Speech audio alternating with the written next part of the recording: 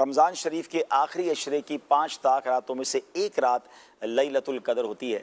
تو اب یہ غور کر لیں کہ لیلۃ القدر 1000 مہینوں سے بہتر ہے، یعنی 83 سال 4 مہینے سے زیادہ کی یوں سمجھے عبادت کا ثواب مل سکتا ہے جس نے لیلۃ القدر میں عبادت کر لی.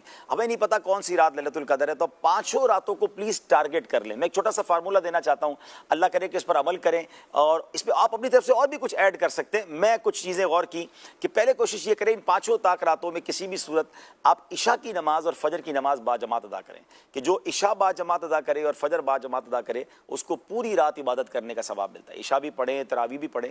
اس کے بعد لیلۃ القدر میں جو نوافل پڑھتا ہے اس کی فضیلت میں یہ آتا ہے کہ جس نے ایمان کی حالت میں نیکی کمانے کے لیے نوافل پڑھے لیلۃ القدر میں تو اس کو یہ پچھلے گناہ بخش دیے جاتے ہیں. تو 5 راتوں میں کچھ نہ کچھ نوافل پڑھیں. صلاۃ التسبیح کی جماعت ہو رہی ہے، صلاۃ التسبیح میں شامل ہو جائیں یا اپنی طرف سے مزید کچھ نوافل پڑھ لیں. 2 چیزیں ہو گئی، ایک لسٹ بنا لیں. تیسرے نمبر پر آپ اس رات کچھ نہ کچھ تلاوت ضرور کریں. سورہ ملک پڑھ لیں، سورہ یاسین پڑھ لیں، اللہ پاک توفیق دے تو آپ ایک پارہ قرآن پاک کا تلاوت کر لیں. 3 چیزیں ہو گئیں. چوتھے نمبر پہ آپ اس رات میں کچھ تسبیح ذکر و اذکار کریں. کلمہ پاک پڑھ لیں، درود پاک کثرت سے کچھ پڑھ لیں، یعنی ٹارگٹ کر لیں کہ بھائی میں نے 200 بار کلمہ پاک پڑھنا ہے، 313 بار درود پاک پڑھنا ہے، پھر سبحان اللہ، الحمدللہ، اللہ اکبر کی ایک تسبیح پڑھنی ہے. کچھ ذکر و اذکار کر لیں. اس کے بعد آگے چلیں تو ان راتوں میں آپ علم دین کی کسی محفل میں بیٹھ جائیں.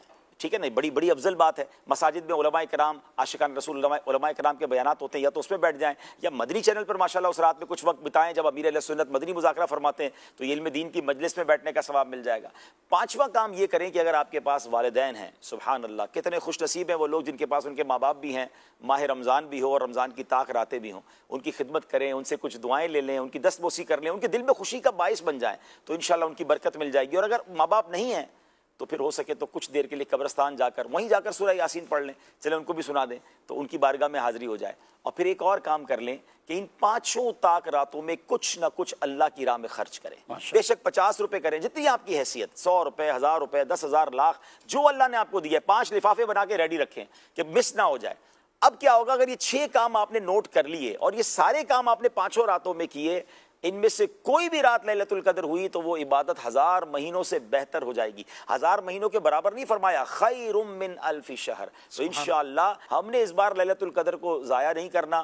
ہمیں نہیں معلوم، ہو سکتا ہے یہ ہماری زندگی کی آخری لیلۃ القدر ہو. اگلے سال رمضان نے بھی آنا ہے، انشاءاللہ لیلۃ القدر بھی آئے گی.